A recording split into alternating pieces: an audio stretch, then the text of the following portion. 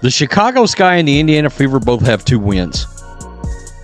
There's not a world where that should ever be a thing right now. All right? I don't give a shit if Caitlin Clark and Sophie Cunningham are out. I would say Sydney Colson, but let's be honest. She's been completely benign anyway. Angel Reese tickets just dropped to $2. That's cheaper than a gas station hot dog, and at least the hot dog shows up consistently. Fans are already joking whether the ticket includes a refund after a performance so rough it had referees double-checking their eyesight. The arena? Empty. Like, I'll text you later levels of empty. So what happened? How did we get here? And why is the internet cooking her like it's Thanksgiving dinner? Stick around, because this one is messier than a TMZ breakup and somehow still funnier than last night's shooting percentage. Let's get into it. Dallas Wings, there might be a team worse out there than the Fever. And the Chicago Sky have officially tied the Indiana Fever. The Chicago Sky are officially 1 choke off being what I predicted as the 6th seed. $3 to see a professional basketball game. 3. You can't even buy a sad vending machine sandwich with that kind of change, but somehow you can watch Angel Reese and the Chicago Sky play live in an NBA-sized arena. Now look, I'm not saying it's a bad deal. Technically, it's cheaper than watching high school JV ball. But if someone handed me $3 and said, pick Sky tickets or a gas station hot dog, I'd already be halfway through that greasy, questionable meat stick before they could finish saying rebound percentage. Time any of these players were being interviewed, when Coach Steph White was being interviewed, all they said was that the Indiana Fever brand of basketball was going to be a fast-paced basketball, and I feel like we have yet to see. And here's the twist. 19,000 fans showed up. That's not a typo. Sounds impressive, right? Like a slam dunk for the WNBA, a major win for women's basketball, until you realize why they were there. They weren't flocking to see the Sky. No, they were there for the opposing team, because the Sky happened to be playing the Indiana Fever.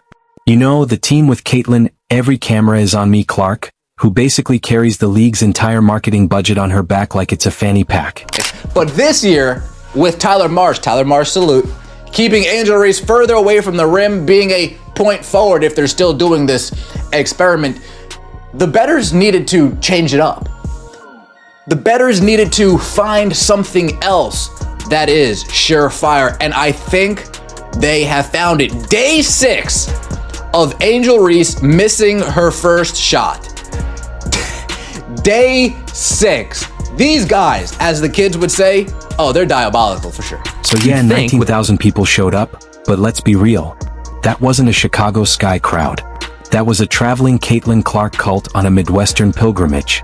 And even then, Chicago had to slash ticket prices to levels not seen since the glory days of Blockbuster just to fill seats. Imagine throwing a party at your place and all your guests show up only to see your way more popular neighbor, and then you still have to bribe them to stick around. So Caitlin Clark had 27 points, 11 assists in their second game. They lost by 1 point. They were down by a lot, but they lost by 1 point. Caitlin Clark again solidifies why she is the most important player in the WNBA, the best player in the WNBA. She followed up her triple-double with a double-double. Now, if I'm doing the math, that means she's averaging 20 points, 10 assists, and 10 rebounds. The GOAT. She's averaging a triple-double through 2 games. Sky tickets are $3. Not just embarrassing, historic. This deserves a museum plaque so our grandkids can see how low things sank. At this point, the team should just throw in a free taco with every seat to make it tempting. Heck, you could bring your whole family of 5 for $15 and still have enough change left over for nachos and a full existential crisis. But the real kicker? Angel Reese herself. We've all seen the hype. The swagger, the Bayou Barbie branding, the $1 million nil deals, the TikTok dances. But when does it actually turn into wanting to play basketball? Because right now, that part looks a little hazy. This isn't shade, it's a solar eclipse. Angel Reese doesn't look like she wants to be on that court. Half the time she's jogging around like cardio is optional, and her body language screams, "Is this over yet?" More than Mamba mentality. And whenever anyone points out her struggles, her fans leap to her defense like she's a fragile Fabergé instead of a professional athlete. Criticize her game? Brace yourself for a squad of Instagram defenders citing astrology signs as legal arguments. Hey guys, so Fever lose, and basically every organizational deficiency that we knew existed but kind of papered over was laid bare for everybody to see. Post play, non-existent. They were out-competed, they were out-hustled, they were out-rebounded. Just defensively, we were all over the place. Couldn't hit a shot to save our lives. We ended up shooting under 39% for the game and 20% from three.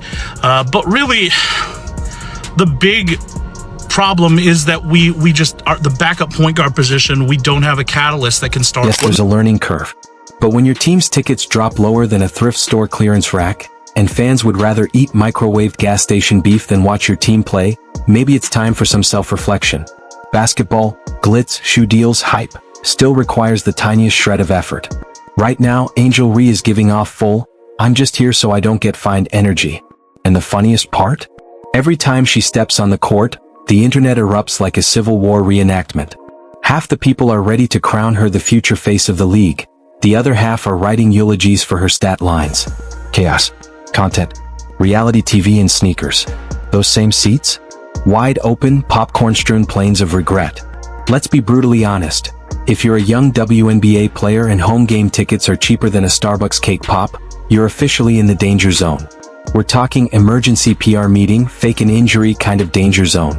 The league isn't going to market you if the only way they can fill an arena is by luring fans of the other team with pocket change and pity. Had the best off-season in terms of bringing in new talent. Caitlin Clark is a year older. Aaliyah Boston's a year older. There's more familiarity with this team. And then you get veterans like DeWanna Bonner and Sophie Cunningham. This team is legit. It's for real. And if they don't win a WNBA championship, people can say what they want, but it will be a failure of a... But don't worry, Angel still has her diehards. You know, the ones who insist she brings more than stats. Sure, let's put that on a t-shirt. 0 points, 2 rebounds, unlimited vibes, iconic, legendary, inspiring, and completely useless when the scoreboard is flashing an L the size of Lake Michigan. Meanwhile, Caitlin Clark is stacking triple-doubles and casually turning every WNBA game into a live ESPN special. Basically the Caitlin Clark channel, and fans are eating it up. Angel's cultural contribution? Getting boxed out and retweeting shade from the bench. Don't get it twisted, Angel can play. She's got size, instincts, presence that makes media execs drool. But her stat line? Invisible ink. Blink and you missed it. Out there blending into the hardwood like a decorative floorboard. Her defenders online? Treating any criticism like it's a federal crime.